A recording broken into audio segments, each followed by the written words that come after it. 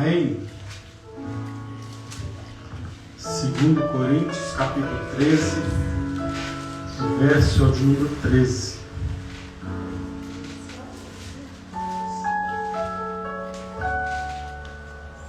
Coríntios, capítulo 13, verso de número 13.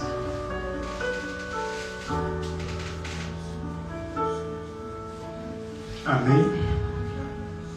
Diz assim: a graça do Senhor Jesus Cristo e o amor de Deus e a comunhão do Espírito Santo sejam com todos vós.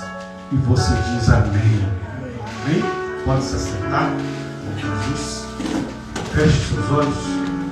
Peça ao Senhor para falar ao seu coração, em nome de Jesus. Santo Deus e eterno Pai, obrigado, Senhor, por estarmos aqui. Obrigado, meu Deus, por tudo que foi realizado. Obrigado, meu Deus, porque nós entendemos, meu Deus, que o culto ele só é completo quando o Senhor fala com o teu povo, quando o Senhor quer falar conosco através da tua palavra. Então fale conosco, nos abençoe, porque só o Senhor tem palavras de vida eterna. Em nome santo e poderoso de Jesus Cristo, e você diz amém.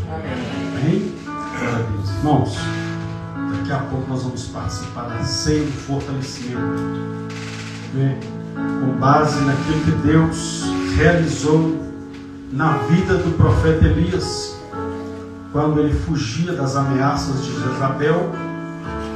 E nessa fuga, o texto vai dizer que Elias ele se assentou e deitou debaixo de um zinco e começou a dormir. E ali ele, então, antes de seu dormir, ele fala com Deus, que ele estava cansado, que Deus podia tirar a vida dele, porque ele não era melhor que ninguém. E foi ali falando com Deus. E ele dormiu então, e a Bíblia diz então que ele é despertado. E Deus então fala: Elias, come e bebe, porque longo te será o caminho. A Bíblia diz que ele olha para o lado e vê água e pães cozidos sobre as brasas. A Bíblia diz então que o anjo novamente fala com ele: come e bebe, porque longo será o caminho. Então ele obedeceu a palavra de Deus, comeu daquele pão, bebeu daquela água e foi fortalecido. Força que ele recebeu, que com a força daquela comida, diz a Bíblia, que ele caminhou 40 dias e 40 noites até Horebe, o monte de Deus. Então, com apenas um pão, pães ali e uma botija de água, ele cumpriu o propósito de Deus, chegou até onde Deus queria que ele chegasse, realizou nesse percurso até o dia que o Senhor o levou para si, cumpriu o seu propósito, foi fortalecido pelo Senhor. E nós um dia também, como Elias, nós vamos deixar essa terra para estar com o Senhor. Nós vamos romper os céus para estar com o Senhor. A Bíblia diz que lá na carta aos Filipenses, a Bíblia diz que o Senhor ele vai levar a sua igreja. Nós não estaremos aqui, mas enquanto isso não acontece, ainda quando não chegou, como diz a Bíblia, o grande dia do Senhor, nós precisamos ser fortalecidos, porque a nossa vida ela é pautada de desafios, de batalhas, de situações que muitas das vezes nós, como Elias, chegamos até a pensar que o chão desapareceu debaixo dos nossos pés, parece que o céu está de bronze, tanta coisa aconteceu. E em meio a essas batalhas, em meio a essas situações, nós nos sentimos desgastados, cansados, mediante as lutas, lutar, combater essas situações. Mas Paulo, ele mesmo orientando a igreja, mesmo trazendo a revelação que o Senhor viria buscar a igreja, ele deu um recado para a igreja. Ele disse: fortalecei-vos no Senhor e na força do seu poder. Porque todos nós precisamos ser fortalecidos pelo Senhor. Todos nós carecemos da força de Deus. Porque na nossa força não vai. Do nosso jeito não vai. Da nossa maneira não vai. E quando nós queremos fazer do nosso jeito, da nossa maneira, aí vem o desgaste, aí vem o cansaço, aí vem a fadiga espiritual. E se nesse momento nós não clamarmos ao Senhor e não andarmos segundo a ordem de Deus, como ser fortalecido, como ser revigorado pelo Senhor? Porque querer nós queremos, buscar nós buscamos, mas há alguns passos a seguir. Então nós precisamos ser fortalecidos. E quando nós adentramos a casa de Deus, é por isso que nós temos que participar do culto, desde a primeira oração até a última oração. Desde a primeira até a última, todos os momentos do culto, o momento que nós louvamos, o momento que nós oramos, é momentos de Deus nos fortalecer, é momento de Deus nos renovar. Até o momento da palavra também nós somos renovados, somos fortalecidos, porque Jesus compara esta palavra com pão, e ele diz: nem só de pão, este pão terreno, viverá o homem, mas de toda a palavra que sai da boca de Deus. E a Bíblia nos mostra então que o apóstolo Paulo, escrevendo aos Coríntios, nesse capítulo 13, no começo do capítulo, ele diz: olha, já é a terceira vez que eu venho tratar esse assunto com vocês. Porque ele começou a perceber que a igreja de Corinto estava, cada um querendo seguir o seu próprio percurso. Alguns se apostatando da fé. Aí Paulo então ele escreve pela terceira vez, e ele finaliza dando o final, o culto, o final daquilo que ele estava instruindo a igreja de Corinto, como é o final de todos os cultos que nós realizamos aqui. Como eu já disse, desde o começo até a última oração, é o momento de sermos fortalecidos pelo Senhor. Por isso a importância de estar na casa de Deus, a importância de cultuar ao Senhor, porque aqui nós somos fortalecidos. Para quê? Para vencer o que nos espera lá fora. Então, quando nós negligenciamos o culto, quando nós dispensamos o culto, o congregar, como diz a Bíblia, nós estamos deixando de lado, negligenciando o que nós recebemos aqui para enfrentar o que está lá fora. Porque o nosso verdadeiro campo de batalha é lá fora, é na nossa família, é no nosso trabalho, é no nosso local de estudo, é no meio daqueles que nós conhecemos que estão lá fora. Então a todo momento nós precisamos ser fortalecidos. Como eu já disse, porque a verdadeira batalha é travada lá fora. Aí o apóstolo Paulo, ele libera a bênção apostólica,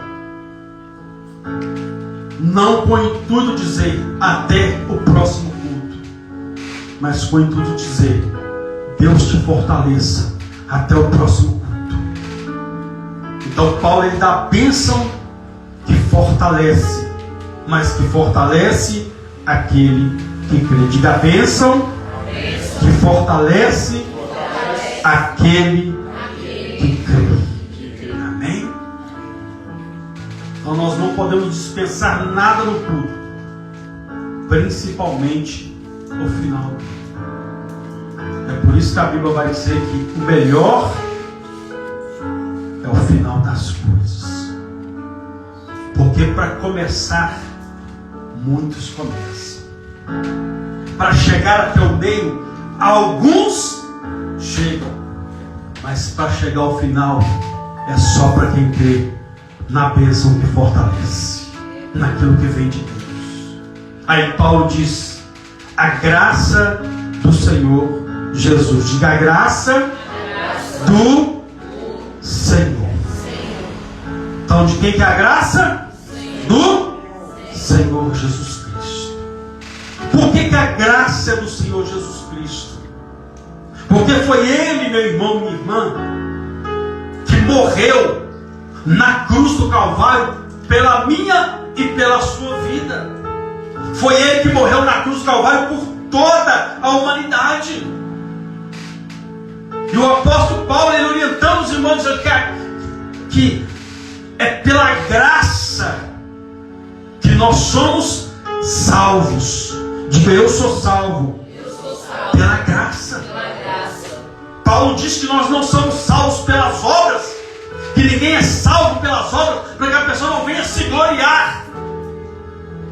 Mas nós somos salvos pela graça. Mas ele diz: mediante a fé.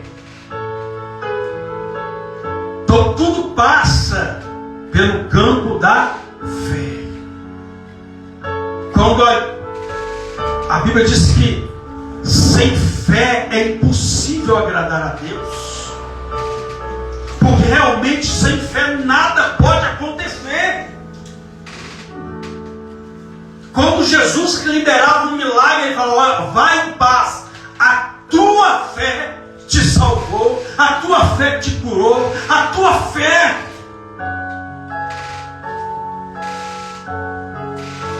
E Jesus, ele é o autor, a Bíblia diz que ele é o autor e consumador da nossa fé. É nele que nós temos que estar fixados. Porque pela graça, ele diz: pela graça sois salvos, mediante a fé. E isto não vem de nós, mas é dom de Deus, presente de Deus. Então Jesus, ele é o presente de Deus para resgate da humanidade. Então Jesus é o presente de Deus para mim e para a sua vida. Então quando nós falamos quem quer receber a Jesus como seu Senhor e Salvador, é a mesma coisa que nós estamos dizendo: quem quer receber o presente de Deus nessa noite. Quando você vai presentear alguém e essa pessoa não aceita o seu presente, qual vai ser a sua reação? Seja sincero, qual vai ser a sua reação? Você vai ficar feliz? Nossa, fulano não aceitou meu presente, que maravilha! Você vai ficar frustrado, você vai ficar triste.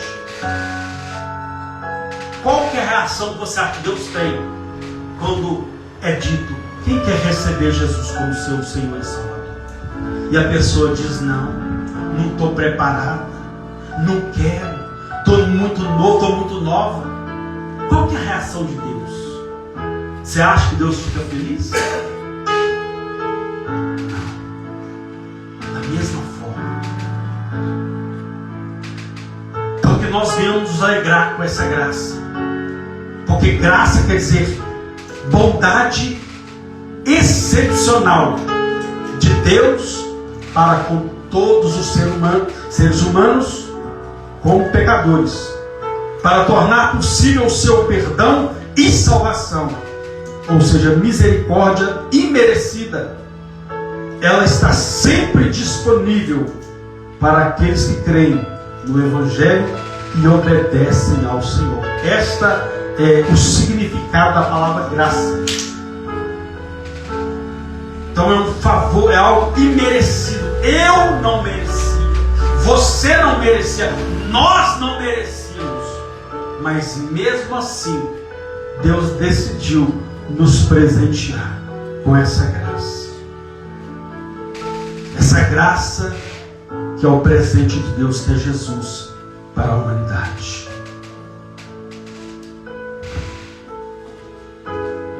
Hebreus 13, 9 diz: o coração se fortifique com a graça. Então, quando você reconhece a graça, quando você reconhece esse favor imerecido, você é fortalecido pelo próprio Deus. Fortalecido pelo próprio Deus. Então essa graça, ela fortalece. A Bíblia vai dizer que nós somos justificados por essa graça, pela graça do Senhor, e nos tornamos seus herdeiros segundo a esperança da vida eterna. Ou seja, essa graça, quando nós cremos nessa graça, quando nós valorizamos essa graça, nós nos tornamos herdeiros da vida eterna. Mas quando eu recuso ela? Quando eu recuso ela? Se eu não me tornar herdeiro da vida eterna, automaticamente eu tomo posse da morte eterna, do sofrimento eterno. É por isso que nós temos que ser gratos por essa graça. É por isso que nós temos que ser gratos pelo sacrifício de Jesus. E isso nos fortalece. Aí Paulo continua dizendo: a graça do Senhor Jesus Cristo e o amor de Deus. Diga o amor de Deus. Diga o amor de Deus. João vai escrever que esse amor de Deus, esse é o verdadeiro amor. Esse é o verdadeiro amor. E a Bíblia vai dizer que esse verdadeiro amor, ele lança fora todo medo. Todo o medo. E eu não falo só medo da morte, não. O medo de servir ao Senhor.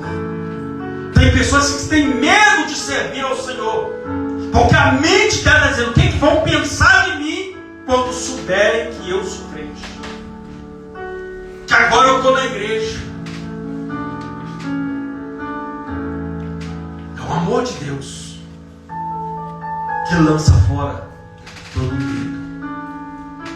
Então que nós venhamos pedir ao Senhor para nos encher deste amor, porque o amor, ele é o vínculo da perfeição. E nós estamos vivendo um tempo onde o próprio Senhor diz no Evangelho de Mateus capítulo 24 que o amor de muitos se esfriará. E quando ele diz o amor de muitos se esfriará, ele está falando com pessoas que já provaram desse amor, com pessoas que já reconheceram este amor, mas desprezaram este amor. Desprezaram um amor que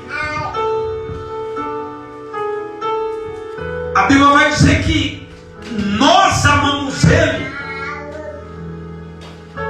Não é porque nós dizemos assim: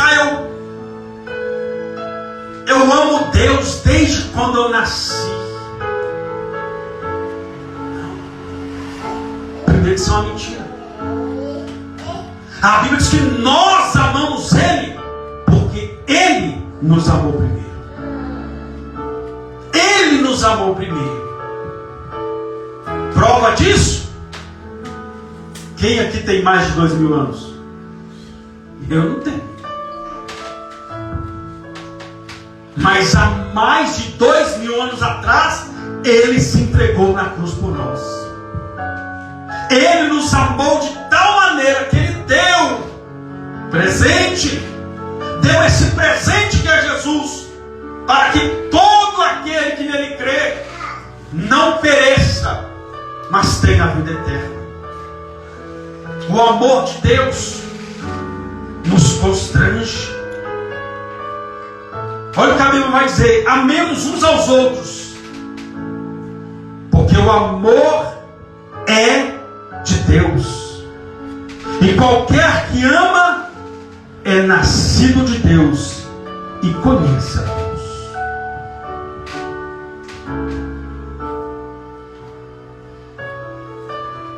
Então, o crente que fala: eu não fui muito com a cara de fulano, eu não me dou bem com fulano, então o amor de Deus não tem nada.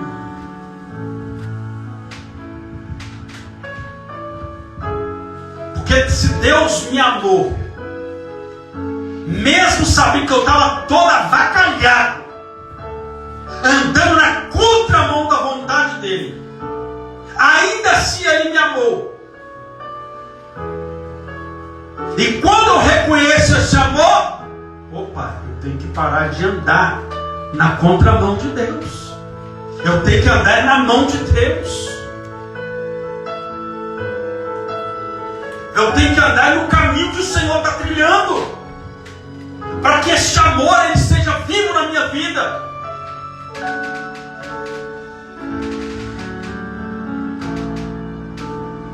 E algumas pessoas: não, mas fulano é assim, fez isso, e eu não tenho sangue de barata. Graças a Deus que nós não temos sangue de barata. O que corre na nossa veia é o sangue do Cordeiro Eterno, é o sangue de Jesus.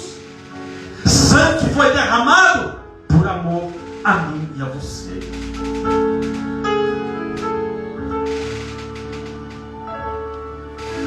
A Bíblia vai dizer que nós temos que pagar o mal com o bem. Não, se fulano fez errado, também vou fazer. Se fulano fez, também vou fazer. Não, meu irmão, cadê o amor de Deus nisso aí? Não, fulano vai ver, vai. Não, meu irmão. A Bíblia diz que eu tenho que orar por aqueles que me perseguem e amar aqueles que me maldizem, abençoar. Então o amor de Deus me leva a andar na contramão deste mundo. E andar na mão de Deus é andar debaixo da vontade dEle, mesmo que isso me custe lágrimas. Mesmo que isso me custe lágrimas. Jesus estava lá no Getsemane. Ele dobra os seus joelhos. E a Bíblia diz que numa grande agonia na sua alma, ele começa a suar gotas de sangue. E no meio da sua oração ele diz: Pai, se possível for, passa de mim esse cálice. Nas entrelinhas, como homem,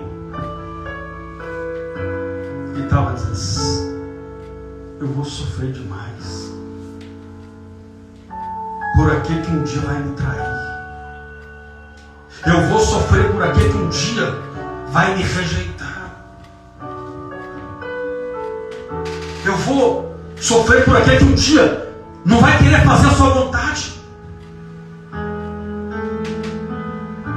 Mas a Bíblia diz: Senhor, diz, Pai, se possível, se tiver um jeito, não deixa eu passar por isso não.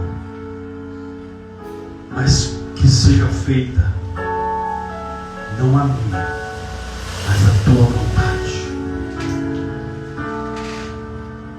Ou seja, eu não estou querendo passar pela cruz como homem, mas eu não quero ir na contramão da sua vontade. mesmo chorando, suando gotas de sangue, mesmo assim ele decidiu ir até o final, por minha e por sua causa. Aí a Bíblia vai dizer que aquele que não ama não conhece a Deus, porque Deus é amor.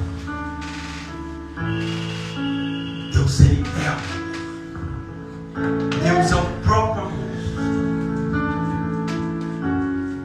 Então, quando nós reconhecemos esse amor, quando nós valorizamos esse amor,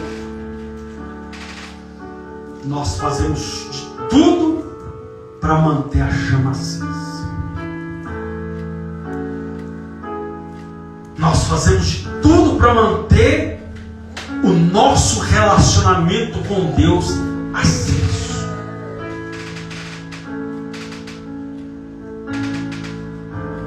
Então o amor de Deus ele tem que ser cultivado. Como o amor de um homem para uma mulher tem que ser cultivado. Por isso Deus compara Cristo como noivo e a igreja como a noiva. Tem que ser cultivado esse amor.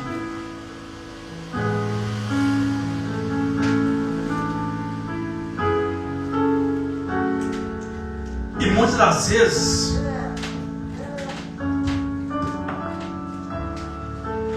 as pessoas dizem, fulano que é uma prova de amor.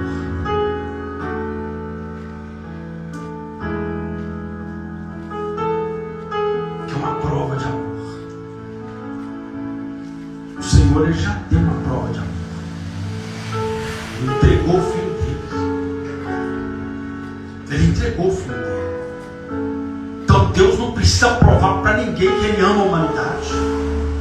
Não, Deus só tem que me provar que o Senhor me ama.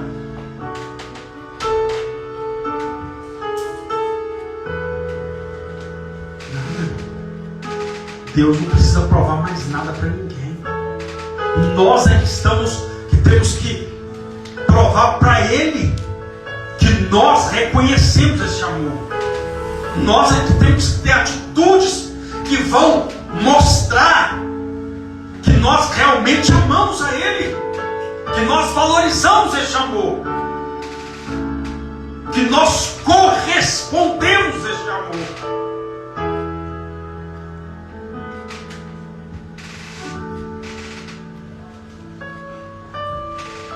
Então, se nós amamos Ele, se verdadeiramente amamos Ele, é porque Ele nos amou primeiro. Deus olhou para mim e para você e se apaixonou comigo com isso. Quando você conheceu Ele ou ela, igual os olhos do Chaves, só os corações. Foi assim, Deus olhou para mim e para você. O coração de Deus pulsou pela mim e pela sua vida.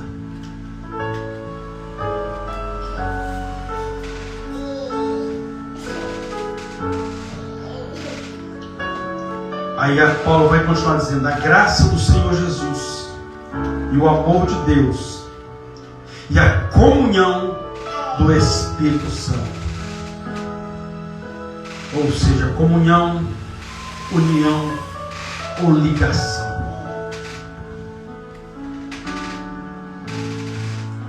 A comunhão do Espírito Santo. Então nós temos que ter comunhão com o Espírito Santo, para que nós venhamos ser fortalecidos no Senhor e na força do seu poder. Nós temos que nos encher, como diz Paulo, nos encher do Espírito Santo, buscar essa presença incessantemente, nos revestir no poder de Deus, no poder do Espírito Santo.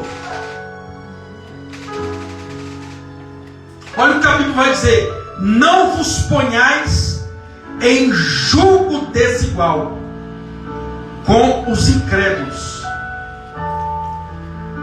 Que comunhão há, a pergunta que ele vai dizer, que comunhão há entre luz e as trevas? A Bíblia vai dizer que o Espírito Santo, ele tem ciúmes de mim e de você. Porque qual que é o sintoma dos ciúmes? Estou falando doença, estou falando ciúmes. Porque tem coisa que é doença, é possessão. A pessoa vê coisa onde não tem, imagina coisa não existe e por aí vai. Ciúmes. Ciúmes é que aquela pessoa ela não quer, e não está errada, dividir o amor dela com ninguém. O doente, ele não quer dividir o amor, nem a atenção, nem o olhar, nada. A pessoa tem que virar uma múmia. Qualquer coisinha, o pau quebra. Isso é doença. Agora, ciúmes, a pessoa ela não quer dividir o amor da pessoa amada com ninguém. Então Deus não quer que você divida o amor dele com o mundo. A Bíblia vai dizer que aquele que se torna amigo do mundo se faz inimigo de Deus. Se faz inimigo. Se faz inimigo. Então ele vai dizer que comunhão há entre luz e as trevas. Então o Espírito Santo ele te chama para a luz, mas você quer ficar em comunhão com as trevas, com as obras que te afastam da presença dele, com aquilo que tira, que rouba a sua comunhão, a sua unidade com ele.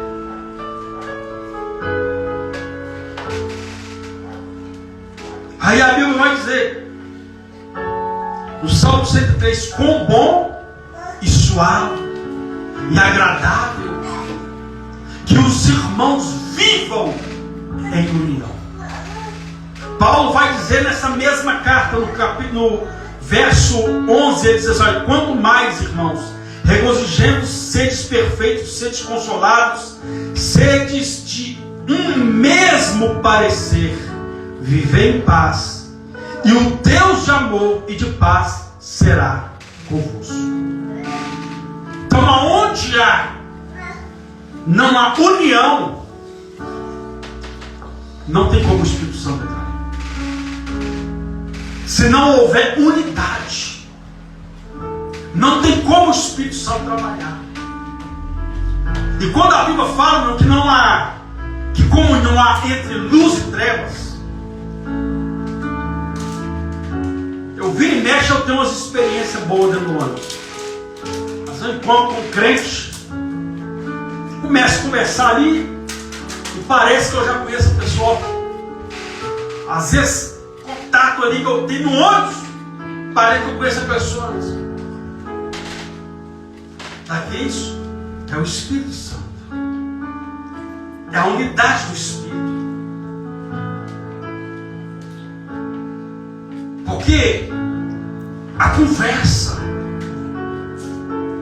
aquele contato, o Espírito Santo ele trabalha nessa união. Então parece que você conhece a pessoa, parece que já conhecer a pessoa há muito tempo. Não, é o Espírito Santo.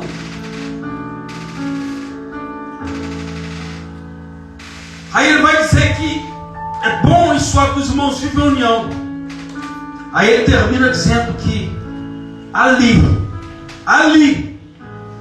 o Senhor estabelece, coloca, derrama a sua bênção. Então o Espírito Santo é o agente de Deus que atua no meio da comunhão.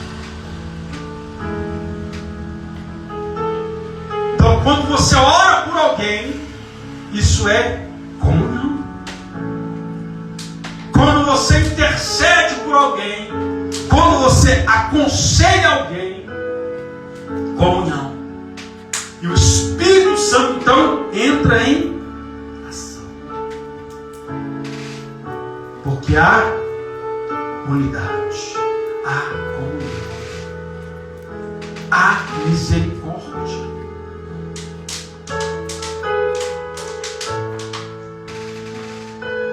Aí a Bíblia vai dizer: fiel é Deus. Diga, fiel é Deus. Pelo qual foste chamados à comunhão de seu Filho Jesus Cristo, nosso Senhor. Então é o Espírito Santo que nos chama, que nos leva a ter comunhão com o próprio Cristo. Jesus disse: olha, eu vou para o Pai, mas não vou deixar vocês órfãos, não vão ficar sem Pai.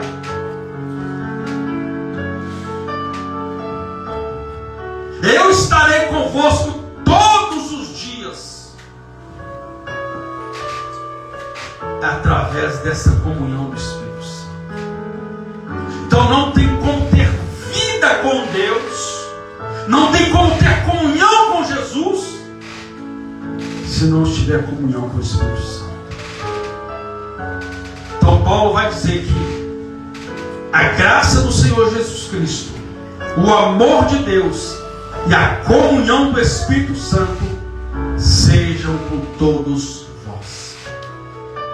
E ele finaliza dizendo amém. Amém quer dizer assim seja, ou seja, eu concordo, eu tomo posse. Então nós não podemos dispensar essa graça que nos foi entregue. Nós não podemos desmerecer esse favor que nos foi dado na cruz do Calvário. Então, em nome de Jesus, saia daqui nessa noite compreendendo que a graça é para você, que o amor de Deus é para você e que a comunhão do Espírito Santo esteja com você. Não despreze essa bênção sobre a sua vida, porque aqui, resumindo, é a bênção do Pai, é a bênção do Filho, é a bênção do Espírito Santo.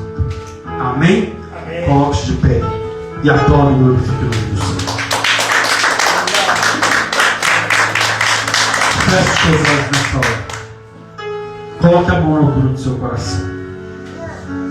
Coloque as mãos no seu coração. Deus de poder e Deus de graça. Pai, é no nome de Jesus.